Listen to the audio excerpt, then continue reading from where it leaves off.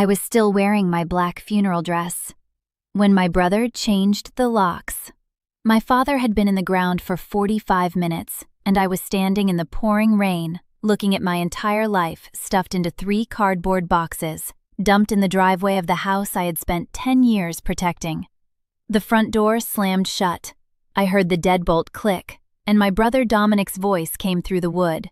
"You're just the hired help who overstayed her welcome, Elena. Get lost." My mother stepped onto the porch, pearls around her neck, designer bag on her arm, and slapped me across the face.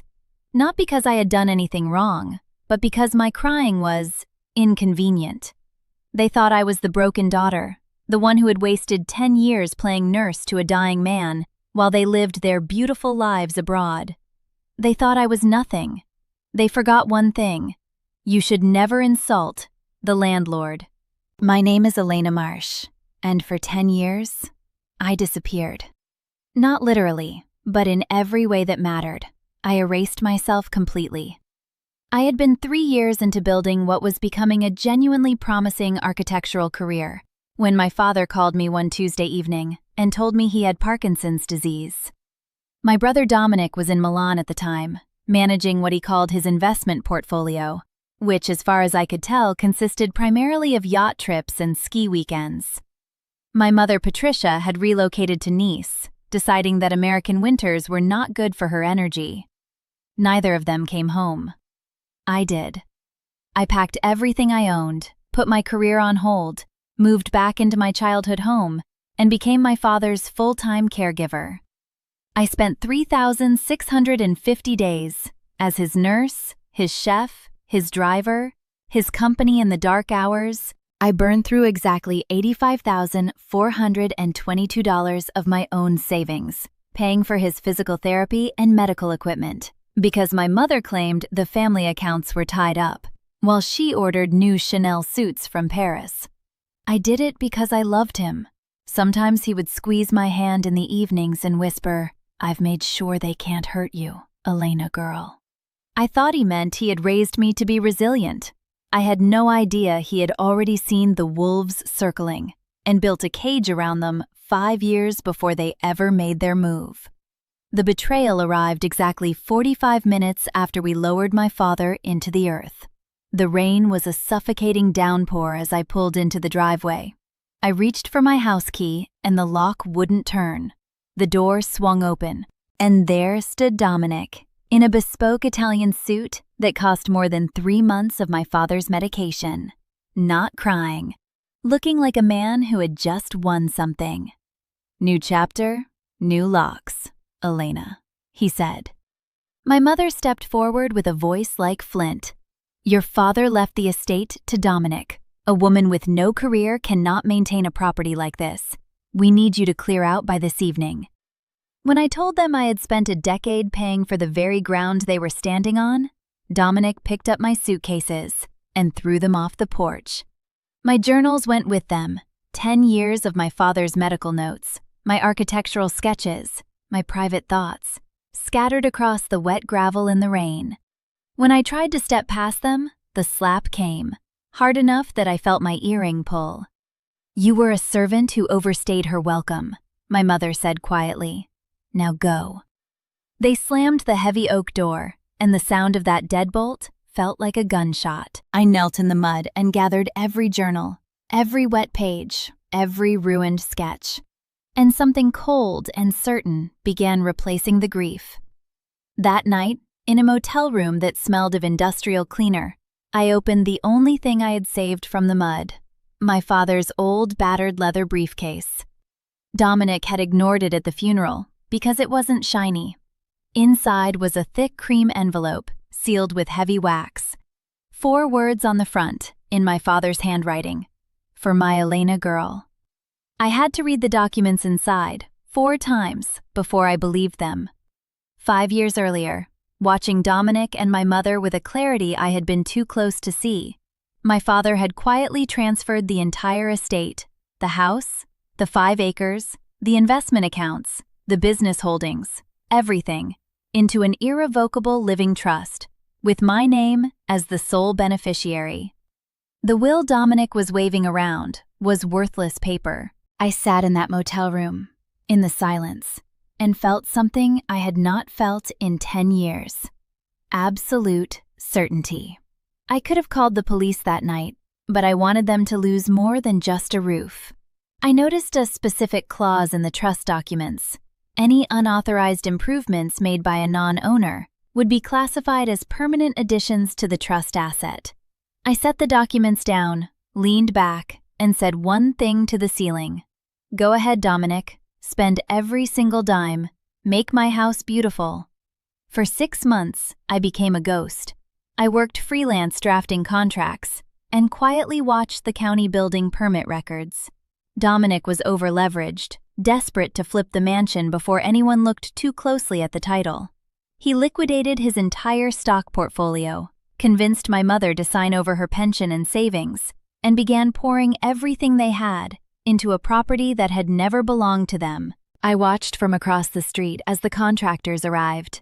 A $150,000 Italian marble kitchen, a $200,000 infinity pool, gold fixtures in every bathroom. They were building a palace, my palace, with their own money, and they had absolutely no idea. The grand opening gala was on a Saturday evening in October. The estate was extraordinary. I will give Dominic that. Glowing under LED floodlights, white roses, a string quartet, 60 guests in black tie, my father's entire business network standing inside my renovated house drinking champagne paid for by my brother. Dominic stood at the center of the room, holding court about vision, legacy, and the future of the estate. My mother was beside him, finally in the social setting she believed she deserved. I arrived at 8:15, in the same black funeral dress, pressed, cleaned, and worn as a reminder of the exact day they handed me the keys to their own destruction. I did not look like a victim. I looked like a reckoning. Margaret walked quietly beside me, my estate attorney, 30 years of experience, and the most dangerous smile in any room she entered. Dominic saw me from across the ballroom, his champagne glass stopped halfway to his mouth. I walked toward him slowly, and the room shifted, the way rooms shift when something is about to change permanently. "You weren't invited," he said, his voice dropping low. "No," I said, "but the owner of the property is always welcome at events held on her estate." I handed him the first document, the trust certificate, notarized, my father's signature at the bottom. Then the property transfer confirmation, then the legal audit, 112 pages, classifying every dollar he had spent on the renovation as a gratuitous contribution to my asset. Dominic's face went through 6 different expressions in 4 seconds. His hands began to shake, champagne spilling over the rim of his glass. "This is fake," he said, as the guests around him reached quietly for their phones. "Dad knew exactly what you were, Dominic," I said. "I let you build my dream home with your own greed. And now, you're done." The deputy sheriff who had been standing by the entrance walked across the room. Dominic grabbed my arm. "You are a traitor." The deputy stepped between us and clicked handcuffs around the very wrists that had thrown my journals into the mud. Simultaneously, 2 more officers served my mother with the formal legal eviction notice. She looked at me, her face collapsing for the first time. And I looked back at her, very calmly, and said, "A nurse's job is to see the patient through to the end, Mom. Your life with me has reached its end." The Marsh estate, built on my silence and my sacrifice, returned to me, in front of every person who had ever believed Dominic's version of our family. Dominic faced federal charges for deed fraud and elder financial abuse. The legal process was long, and it was very public. The renovation money was gone. The legal fees consumed what remained. My mother relocated quietly to a smaller city, no forwarding address. She called once, weeping about family loyalty. I did not answer. As for the estate, I sold it for $2.8 million and bought a quiet cottage by the coast. No marble, no infinity pool, no ghosts. Sometimes when the wind blows cold, I touch my cheek, where she slapped me. I can still feel it. But it doesn't hurt anymore. It just reminds me that I survived, and that karma is not a coincidence. It is a blueprint. My brother called me the hired help on the day we buried our father, and I want to know what you would have done. Do you think I was too cold for waiting 6 months, watching them pour their life savings into my inheritance before I made my move? Or did they get exactly what they deserved for treating their own blood like a servant? Drop your answer in the comments right now. I read every single one personally. If this story stayed with you, hit that like button. It helps more people find these stories who need to hear them. Subscribe, because next week's story is already written and waiting. A woman spends 11 years funding her husband's business from the background. He files for divorce the week it goes public and transfers every share to his girlfriend. What he forgot was whose name was on the original patent. Some people spend their whole lives underestimating the quiet ones. They always find out far too late.